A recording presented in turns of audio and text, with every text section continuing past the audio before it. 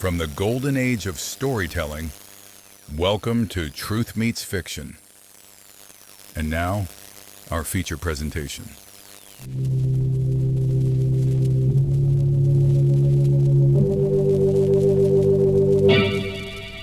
Lipton Tea and Lipton Soup present Inner Sanctum Mysteries.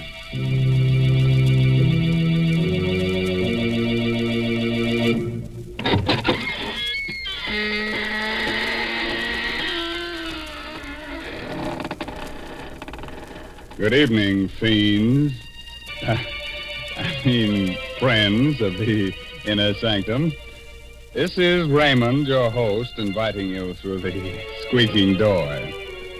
Don't hesitate. Come right in. Oh, it's a bit dark. Careful, don't brush up against that skeleton. Oh, he's quite harmless, I assure you. He's only the skeleton in our closet come out for a bit of air. The idea of a skeleton coming out for air. Such nonsense. Oh, you mean because it's already so well ventilated? Oh, how do you do, Mary Bennett? Hello, Mr. Raymond. Now, you tell me truthfully, is there a family skeleton in your closet? Oh, yes, indeed. And what's more, we make no bones about it. But I'd like to really get him out of the closet. I need space to store my Lipton's noodle soup. What a silly thing to say. You know very well that Lipton's noodle soup comes in a tidy little package that takes up hardly any room at all. Oh. Fact is, Lipton's is convenient all the way around. It takes hardly any time to make, costs less, and makes lots more than canned soups. And when it comes to flavor, nothing can beat Lipton's. It's a grand, homemade tasting noodle soup with a chickeny flavor. And, folks, Lipton's is just swimming with tender, golden egg noodles. It's like I always say, you just don't know how good noodle soup can be till you've tried Lipton's. And like I always say, tonight, put a tight hat on your head so your hair won't rise. And get ready to listen to No Coffin for the Dead. It's an original story by Emil Tepperman. And our star tonight is that famous radio actor, Les Tremaine, who plays the part of Tom Archer. Along the swanky East River Drive, all is quiet, except for the footsteps of two men who hurry toward one of the many tall apartment houses. Let me introduce you quickly to these two men before death strikes out at them. The man on the outside, the tall, blonde man, is District Attorney Tom Archer.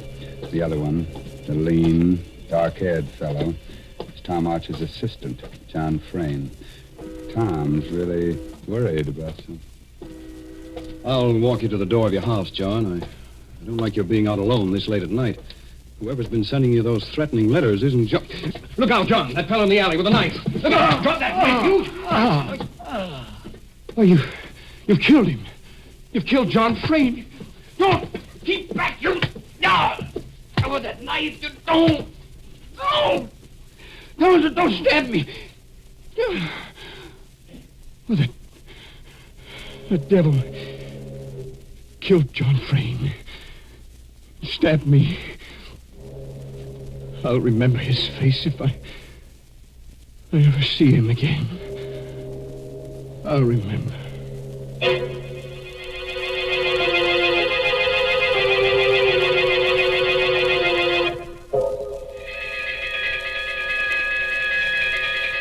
When I began to regain consciousness after that attack, I was lying on the ground at the mouth of the little alley near John Frayne's home. A fussy little ambulance intern had just finished working over me. There was a small crowd around me, and I glimpsed the face of Detective Inspector Lambert just behind the intern. There. Feel better now, Mr. Archer? How is he, Doc? I about got him fixed up, Inspector Lambert. I think he'll be all right. He's conscious now. Can I talk to him? Yeah, but better not move him for a few minutes till the shock wears off. How are you, Mr. Archer? Oh, pretty good. I feel like a mummy with all these bandages. Yeah, both hands. What did they do? Jump you with knives? Oh, we were passing the alley. John and I, John. What happened to John Frayne? Speak up, Inspector. What happened to John? Now, take it easy, Mr. Archer. John's dead. They got him in the back. Right through the heart. Oh, merciful heaven. John? Did you get a look at the killers, Mr. Archer? Could you identify them?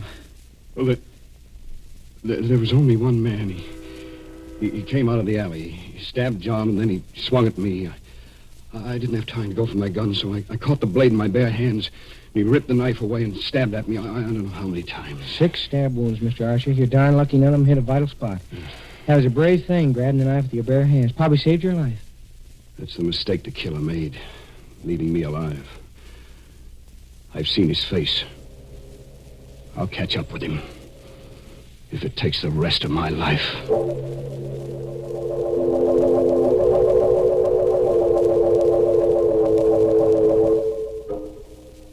I was a bit shaky on my feet when Inspector Lambert and the intern helped me up. But I insisted on going over to where the body of John Frayne lay, covered with a white sheet. And then I saw Susan, leaning against the great comforting bulk of old Mrs. Hogan, her housekeeper. She was looking down at the shroud that covered her husband's body. It was God's will, Mrs. Frayne. Susan. Oh, Tom. Tom, I can't believe it. John. Be brave, Susan. John's dead. Nothing I can say will replace him. Have you any idea who the murderer is? I saw his face for a moment, that's all. But I'll recognize it again, I'm sure. Mr. Archer, here's something we found in the alley. What is it, Inspector? Looks like the charm off a watch fob. It's broken off. A charm? Well... You recognize it, Mrs. Frayne? Oh, no. No, it can't be. It can't be. No, of course not, Susan. There are hundreds of watch charms like this one. What is it, Mrs. Frayne? That watch charm is... My younger brother, Peter, wears one just like it. Oh? Oh, nonsense, Lambert. You can buy those in any jewelry store. Besides, I saw the killer's face. It wasn't Pete. Mrs. Hogan. Yes, Mr. Archer? Please take Mrs. Frayne upstairs now. That I'll do. Come along, darling. I'll see you later, Susan. Oh, please stay here, Tom. You're hurt. All those wounds. I'll be okay. Right now, I've got to go downtown with Inspector Lambert and look at pictures while that murderer's face is fresh in my mind.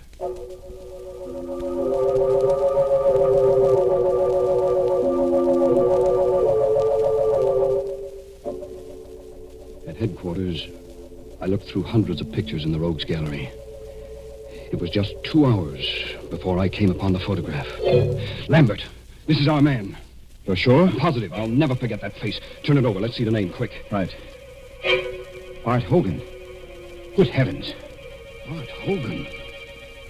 That would be the son of old Mrs. Hogan, the Frayne housekeeper. Lambert and I both remembered the case of Bart Hogan. It went back 5 years before John Frayne had married Susan. Bart Hogan had lived with his mother, both working for Susan's father. One day, Bart Hogan had snatched up a kitchen knife and attacked Susan's father with mad fury. Only John's lucky arrival had saved the old man. John subdued Bart Hogan. The mad youngster had been committed to the state asylum for life. But he had escaped 7 months ago. Nobody had heard from him since then. Until tonight. Great Scott. So that murderous kid has come back after all these years to get his revenge. I'm going back to the Frayne house. I want to talk to Mrs. Hogan. You think you might know where our son can be found? Who knows? I'll talk to her anyway. By the way, Mr. Archer. Yes? While you're up there, suppose you just kind of check on whether Brother Pete has lost his watch charm.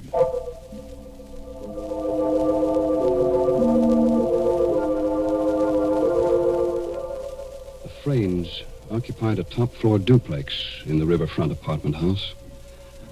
I took the elevator up, and Mrs. Hogan admitted me. I'll take your hat and coat, Mr. Archer. Thank you. Mrs. Hogan, where's your son, Bart? Bart? Well, why'd you ask after Bart? Have you seen or heard from him since he escaped from the state asylum? What makes you ask that? Mrs. Hogan, there's reason to believe that the person who attacked us in the alley is your son, Bart. Oh, no, never say that, Mr. Archer. I'm afraid it's true. No, it couldn't be. I swear to you, it couldn't be Bart. Why not? I can't tell you why. But it wasn't Bart, I'm sure. What makes you so sure? You know where he's been hiding since his escape? You know where he is now? Heaven help me. If you know where he is, you must give him up.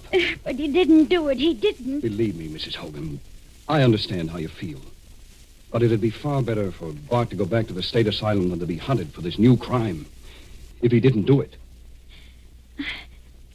Mr. Archer, if I prove to you that Bart couldn't have done it, would you let him be? Not make him go back to the asylum? I don't know what to say. You see, I was downtown just now, and I recognized the picture of the man who attacked us. It turned out to be your son. There's very little chance that I was mistaken. But if I prove he couldn't have done it? How can you prove it? Well, come, I'll show you.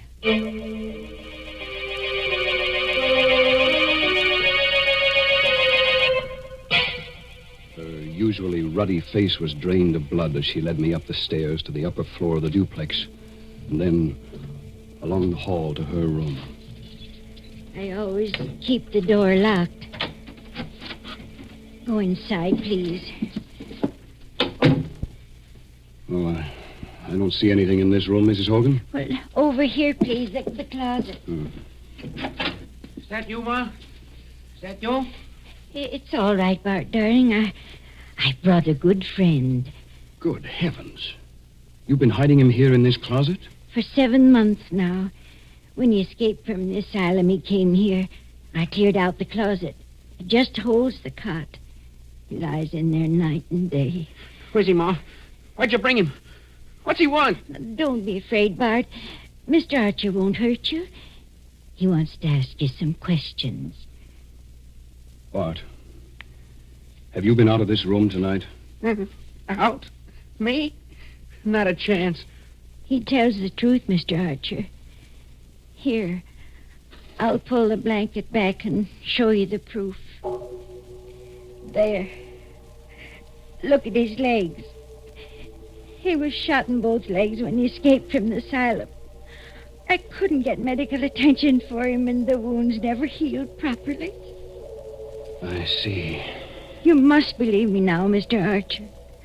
Bart couldn't be one who attacked you, because, well, he'll never be able to walk as long as he lives.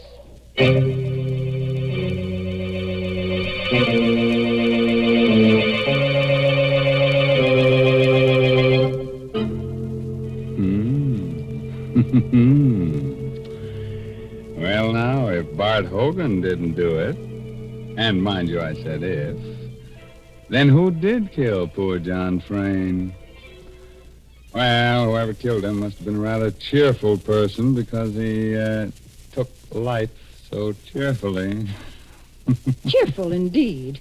Mr. Raymond, you've always had such gruesome thoughts on your mind, you wouldn't recognize something cheerful if you met right up with it. Oh, now, Mary, aren't you being a bit unfair? No, I'm not. You just don't know what folks like. But you listen to me, because I'm going to make a suggestion that'll please everyone. All right. Folks, if you want to give the boys overseas a real taste of home, why not send them a package or two of Lipton's noodle soup? It's so easy to do. You don't even need a request slip. You know, a bowl of hot soup makes a mighty good snack for the boys. And when they receive Lipton's noodle soup mix, they're getting that old-fashioned kind of chickeny-tasting noodle soup. So send a package or two of Lipton's to your favorite serviceman. That's a terrific suggestion. And here's another thing that pleases me. There seems to be plenty of murder ahead in tonight's story. You remember that pretty little girl, Susan? Well, looks like she's next on the murderer's list. How about that, Tom? Come on. Tell us more. And don't spare the gore. When I entered the living room on the lower floor, a few minutes later, Susan and Peter were there with Arnold Matson, the lawyer. I tell you, this is a serious problem, Susan, and we've got to find an answer to it. There is no answer, Mr. Matson. Oh, Tom, thank heaven you've come at last. Hello, Susan. Hello, Peter. Hi.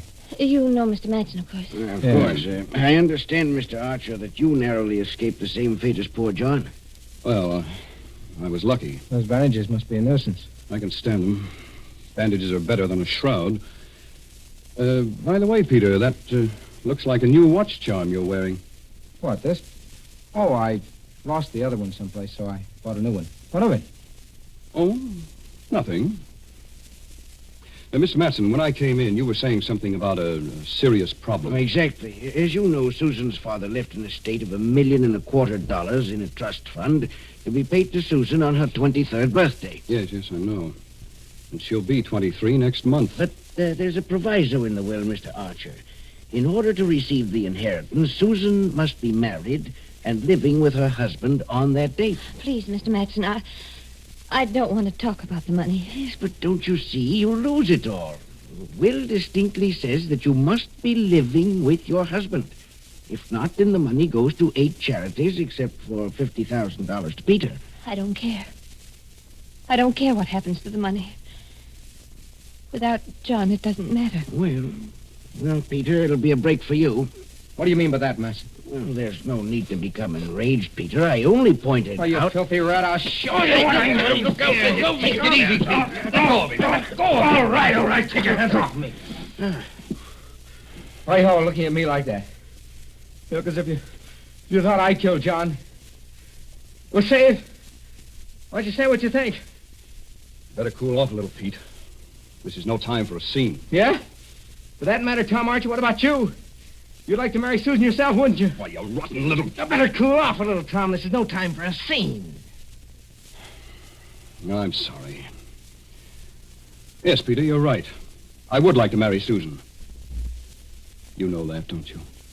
Yes, Tom, I know. You two look at each other like a couple of puppies in love. I'm going to get a drink.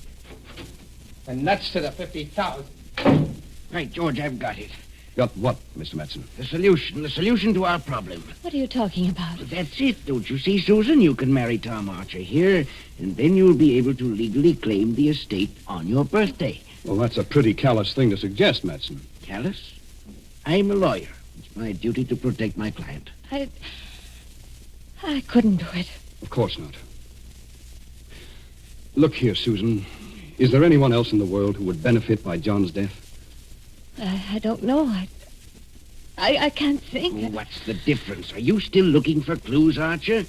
You know who the murderer is, young Bart Hogan. Why look further? Bart Hogan? Matson, how did you know about Bart Hogan? What do you mean? Well, I've just come from Inspector Lambert's office. There was nobody present when we found Hogan's picture. How did you know about it? Well, it's really quite simple. I phoned headquarters a little while ago, and Inspector Lambert told me. Archer, Matson! What's that? Peter! Archer, come quick, in the kitchen. Come along, Matson, quick. Yes. You stay here, Susan. All right, Pete, take it easy. We're coming. Down the hall, in the kitchen. Get hold of yourself. You open the door. I can't. Look, go ahead, Archer. Open it. Huh? Good heavens. It's Mrs. Hogan. She lay on the kitchen floor on her back with blood all over her clothes. The blood came from a gaping knife wound in her throat, and the knife lay on the floor alongside her. I found her that way. Her body's warm. She was killed within the last 10 or 15 minutes. Then the killer's running loose somewhere in the house. Susan, she's alone. Good heavens. There, on the floor. Susan, darling. Is she dead? No, she's only fainted. The shock. Oh, It's all right, Susan. what happened?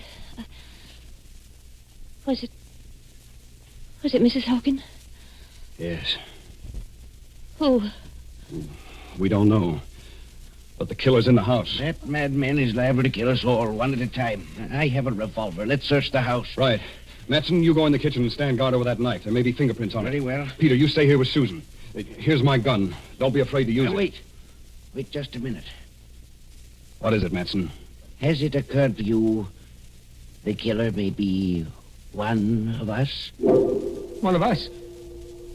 What are you looking at me for? You were out of this room for quite a while. Why, you are... I'll kill you! Look out, the gun! Drop that gun, Peter! Drop it! That's better. I'll take the gun. He was going to shoot me. Sorry. I lost my head. Susan, I'm sorry you have to go through all this. Everybody's on edge. There's a killer loose in the house, and we've got to find him. Yes, Tom. I know you'll do whatever's right. I'll try. You two. You can both stay here with Susan. I'll search the house myself. Matson, call the police. Yes, but how can you hold the gun with your hands all bandaged? You can't pull the trigger. I'll use it as a club. All right, now. Don't move out of this room till I return. Be careful, Tom. You mustn't let anything happen to you, too.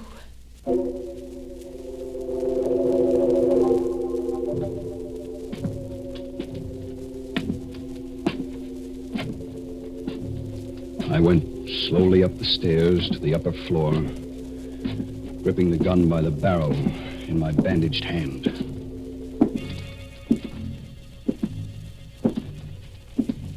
At the end of the hall, I stopped before the door of Mrs. Hogan's room. I opened the door with the keys. Inside the room, the closet door was open. Bart Hogan was still lying on his cot. He must have been expecting me. His eyes were wild with terror. He had a long pencil clutched in his right hand, the only weapon he could find to use against me. His left fist was clutched into a tight ball. He watched me, stiff with fear, as I moved slowly toward him, across the room. Keep away from me. I had no time to waste on him. I swept aside the fist that clutched the pencil Help! and brought the revolver butt down hard on his forehead. I went over to the window, opened it. Then I went back to the bed and pulled the sheet, pulled it away, lifted him. His weak and withered legs dangled uselessly. I carried him over to the window, rested him against the sill. He opened his eyes. He was recovering from the blow. I didn't wait. I pushed hard. He went toppling out of the window.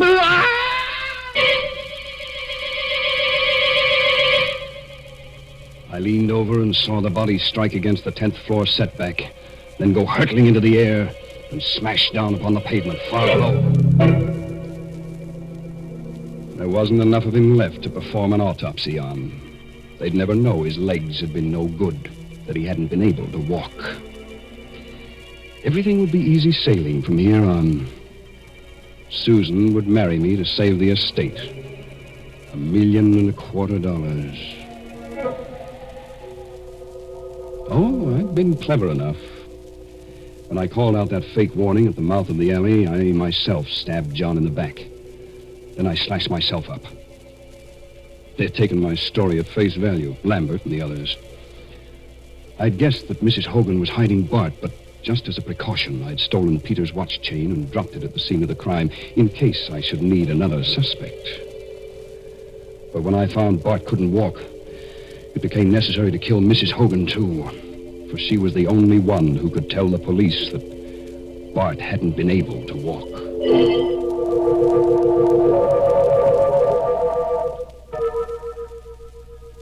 All I had to do now was go down and say I'd found Bart, we had fought, and he had fallen from the window. The perfect crime. I took one more last look down into the street, where a crowd had gathered around Bart's body. I was able to make out the figure of Inspector Lambert, bending over what was left of him. And I saw Lambert force something out of the clenched left fist of the dead body. In a flash, I remembered that feeble little pencil with which Bart had tried to defend himself. I pulled in my head from the window and glanced across to the closet. I saw it at once. A small white scratch pad. I I rushed across the room and snatched up the pad. There, on the topmost page, were the indentations of what Bart Hogan had written on the page, and then had torn off. I could read it clearly. I could almost imagine his terrified voicing of the frightened appeal as he wrote it. Archer was here. He means to kill me. He wants them to think I killed John Frayne. That I can't walk. I've got 2 bullets in my legs. For God's sake, save me. Bart had written that note, meaning to throw it out the window. But I had come back too soon for him, and I had thrown it out of the window for him. I went back to the window and looked down. I saw Lambert peering up. Then he turned away and hurried toward the entrance of the building. He's coming for me. There's only one thing for me to do now. I've locked the door. It'll take time to break it down. In the meantime, I've taken the bandage off my right hand. I'm writing a full account of tonight's work. I gambled for a fortune, and I lost.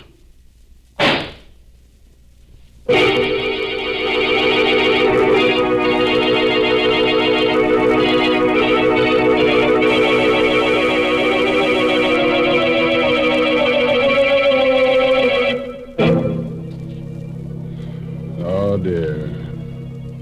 And I loved that boy so. Yes, sir, he seemed like such a nice young man. Well, his trouble was he tried to commit the perfect crime without first practicing up on minor crimes. He should have started by stealing watermelons and then maybe tried his hand at robbing mail trains. Mr. Raymond, what are you suggesting? And just when I was getting ready to tell people to send a bowl of soup to the boys overseas. Wouldn't the soup get cold by the time it arrived? Oh, of course not. Why, Lipton's noodle soup mix comes in a flat package. You simply send it along to your favorite soldier. And he'll be pleased by your little gift because this noodle soup is just like a taste of home. So enclose a package or 2 of Lipton's the next time you write to him.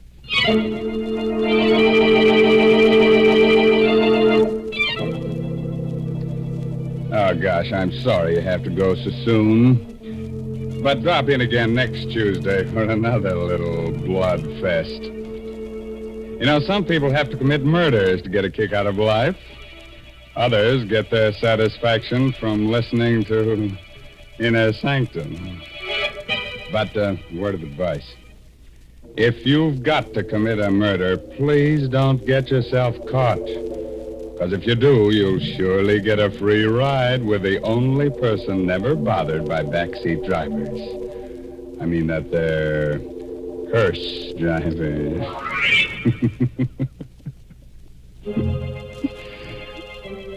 By the way, this month's Inner Sanctum mystery novel is A Time to Die by Hilda Lawrence. Now, I guess it's time to close that there squeaking door until next week when Lipton Tea and Lipton Soup bring you another Inner Sanctum mystery directed by Hyman Brown. So until then, good night. Pleasant dreams.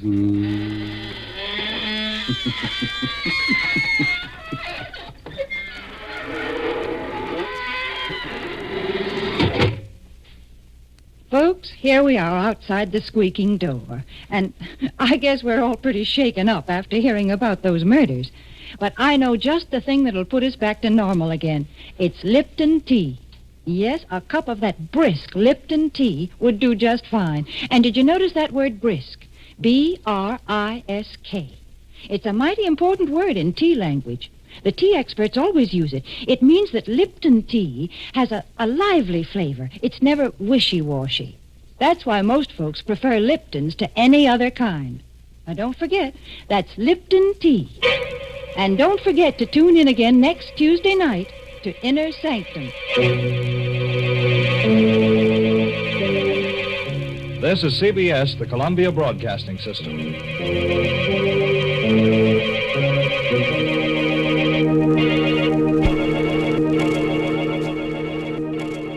Been listening to Truth Meets Fiction. Until next time, keep a light in the window. and a story in your heart. Good night.